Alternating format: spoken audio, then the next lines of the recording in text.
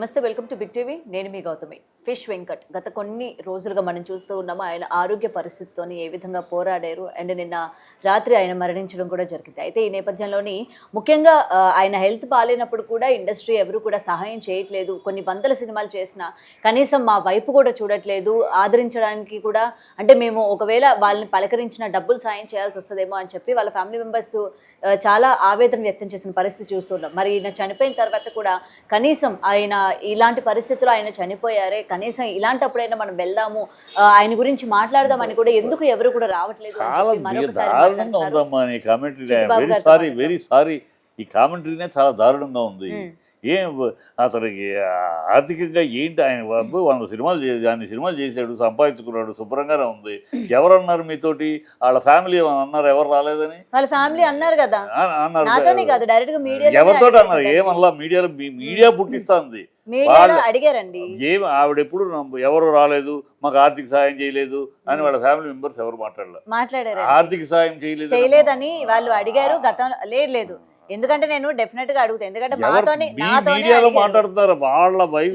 లేదు నాతోనే అడిగారు ఆవిడ, సినిమాలు చేశారు కదా, సహాయం కూడా చేయట్లేదు. సహాయం ఏం సంపాదించాడు? వీడి సినిమాలు చేసినాడు, ఎవడో ఏమి సంపాదన లేదు పాపం, ఈయన ఇండస్ట్రీ నమ్ముకుని ఎన్నాడు బతికాడు, ఏమి లేవు అనుకుంటూ ఆయన ఎన్ని సినిమాలు చేశాడు, ఎంత సంపాదించాడు?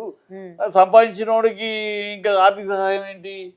సంపాదించాడు. నువ్వు సంపాదించకపోతే ఏది పాపం ఉన్నాడు కానీ ఎక్కడ సినిమాలు లేవు, పాపం మంచి ఆర్టిస్టు లేవు, కష్టపడ్డాడు అని అలా చాలామంది పోయిన వాళ్ళు ఉన్నారు. వాళ్ళకి వీళ్ళు ఫిష్ వెంకటేష్ శుభ్రంగా నెంబర్ ఆఫ్ సినిమాలు చేశాడు, పెద్ద హీరోలు పెద్ద సినిమాలు చేశాడు, సో శుభ్రంగా సంపాదించుకున్నాడు.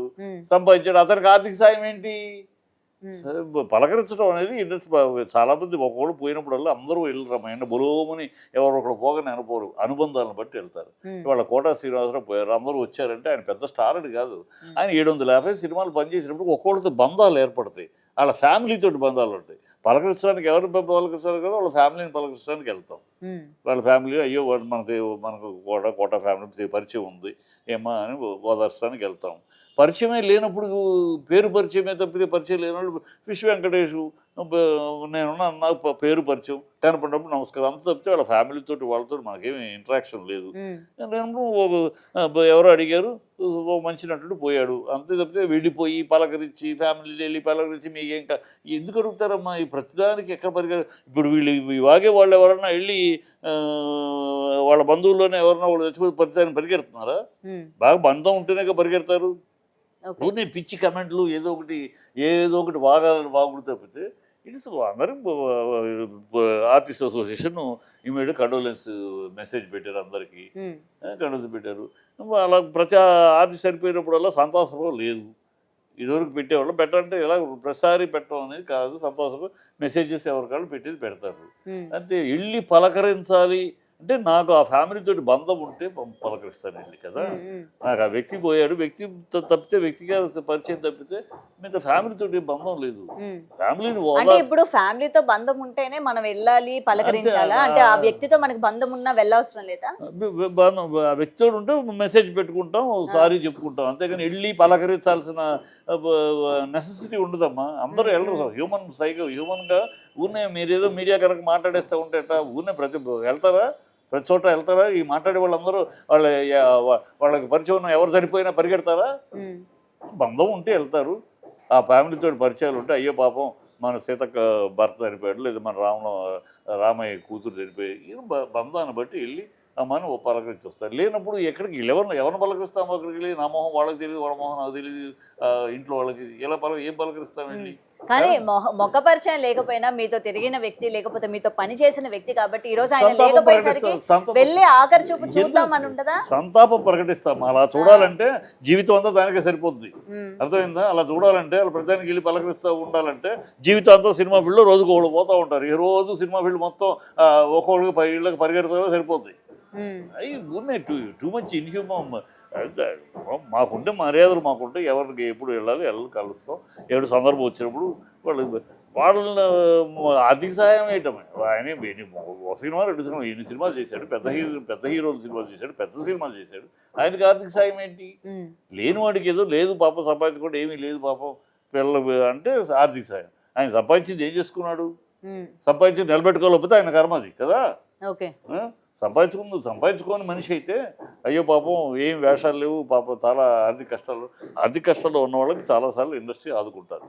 అలా ఆర్టిస్టులు సీనియర్స్ వాళ్ళ కుటుంబంతో పరిచయం లేకపోయినా ఆర్థిక కష్టాల్లో ఉన్నారని వాళ్ళ ఒక మెసేజ్ తెలిస్తే ఇమ్మీడియట్గా పిలిచి వాళ్ళకి ఏంటి వాళ్ళ పిల్లల చదువులతో మనం చాలామంది ఆర్టిస్టులు చేస్తారు. ఇండస్ట్రీ అది చేస్తుంది. ఊనే వెళ్ళి పలకరించలేదా, వాళ్ళ ఇంటి పక్కన కూర్చోలేదా, వాళ్ళ కంటి నీళ్ళు తొడవలేదా, తల మీద చేయి పెట్టి ఓదార్చలేదా, ఇవన్నీ చేసేవాళ్ళు కుదిరిన వాళ్ళు చేస్తారు. ఇట్ ఈస్ ఏదో కస్టమరీ లాగాను వాడు నాన్సెన్స్. మరి ఈ రోజు వాళ్ళ ఫ్యామిలీ మెంబర్స్ కావచ్చు, లేకపోతే వాళ్ళ తనని అభిమానించే అభిమానులు కూడా ఇవాళ అక్కడ ఉండి మీడియా ముఖంగానే అడుగుతున్న పరిస్థితి కనిపిస్తుంది. వాళ్ళు అడగటంలో అర్థం లేదు. ఏమడుగుతారు, ఎందుకు అడుగుతారు?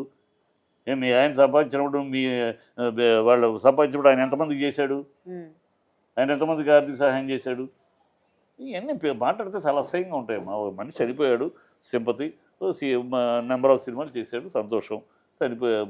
అంత బాగా ఆర్టిస్టు అనారోగ్యంతో చనిపోయాడు, సింపతి, వీళ్ళు షో అవర్ వాళ్ళ మీద సానుభూతి ప్రకటిస్తాం అంతే. వెళ్ళాలి, పలకరించాలి, వాళ్ళకి ఆర్థిక సాయం చేయాలి, వాళ్ళు చేయాలి, వీళ్ళు ఇదే పనే. లేనివాడు పోతే ఆర్థిక సాయం చేయాలి, ఉన్నవాడికి పోతే ఆర్థిక సాయం ఏంటి? అవకాశం డెఫినెట్గా సంపాదించాడు. సంపాదించకపోతే ఆయన కర్మ అది.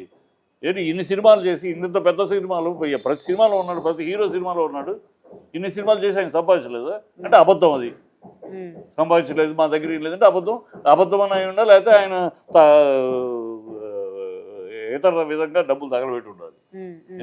ఎందుకంటే వాళ్ళ భార్య కావచ్చు, కూతురు కావచ్చు, బిల్లులు కూడా కట్టుకోలేని పరిస్థితుల్లోనే మాకు సహాయం చేయండి అని అడిగిన ఎట్లా ఆ పరిస్థితి ఉంది? ఎందుకుంది ఆ పరిస్థితి?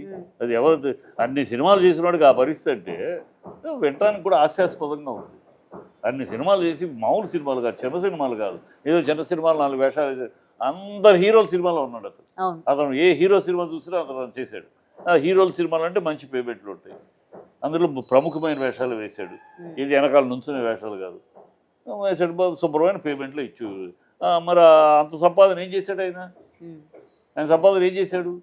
అది అడిగితే అసహ్యంగా ఉండదు. ఈ సందర్భంలో అవన్నీ మాట్లాడితే కనుక అవన్నీ పిచ్చి మాటలు.